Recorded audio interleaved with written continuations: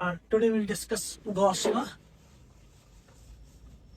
It gives a number of field lines that will pass through a surface if it encompasses certain charge Q. Suppose आपके पास एक surface है, इस surface में charge Q है, ठीक है ना? इस सरफेस में चार्ज Q है. इस सरफेस में से कितनी number of electric field lines pass होंगी?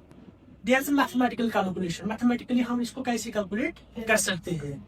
मैथमेटिकली हम इसको कैसे कैलकुलेट कर सकते हैं? इसका जो सोल्यूशन है ना, वो गॉस लॉ से हमें मिलता है. गॉस लॉ का स्टेटमेंट क्या है?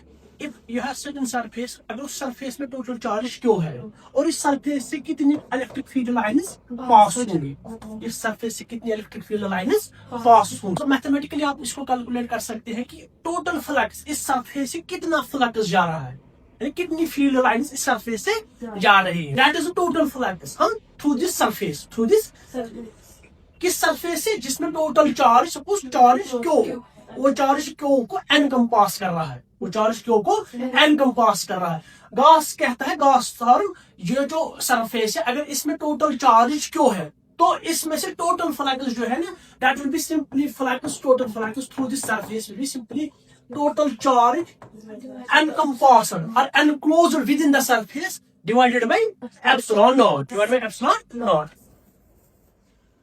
Now we have consider certain charge Q. हम एक चार्ज Q को कंसिडर करते हैं and let us treat a Gaussian surface.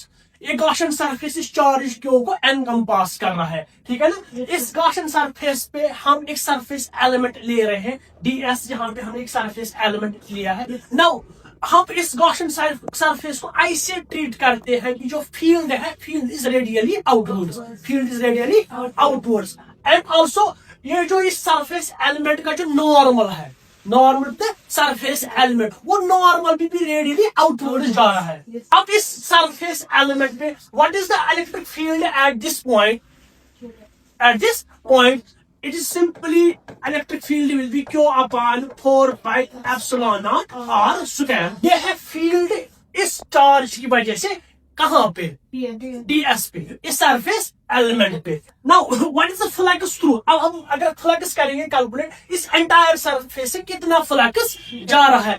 As per Gauss's theorem that will be flux will be simply surface integral E dot ds, E dot ds. So flux will be simply E का यहाँ से value लीजिए, that will be Q upon 4 pi epsilon naught dot ds.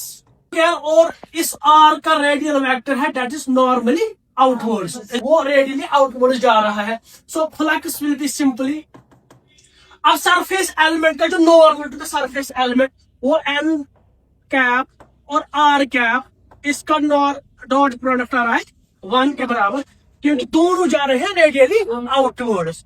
So it will be simply Q upon 4 pi epsilon not r square ds.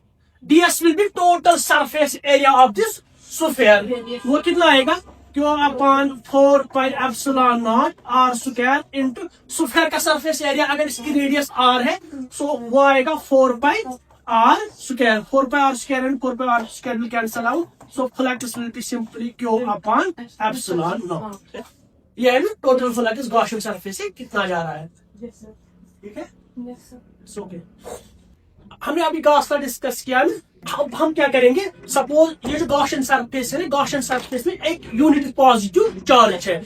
अब देखेंगे हम कितनी field lines इसमें से रेडियली आउटवर्ड पास होंगी. As per Gauss theorem, what is the total flux through the Gaussian surface if it encompasses charge Q, that is simply Q upon epsilon naught.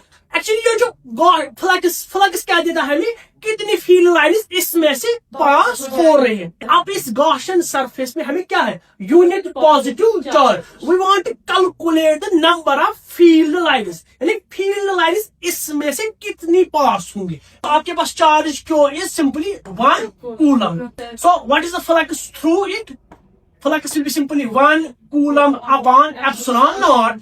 So 1 coulomb epsilon naught आपको पता है 8.85 into 10 to power -2. इसको evaluate करो, it will be 1.12 into 10 to power 11. इतनी of the order of 10 to power 12 और 10 to power 11 lines यहाँ से radially outward पास हो रही है। This is the number of field lines. यह है आपके पास फील्ड लाइन्स का नंबर, कितनी फील्ड लाइन्स इसमें से पास हो रही है अगर इस सरफेस में यूनिट पॉजिटिव चार्ज है। समझ? ओके।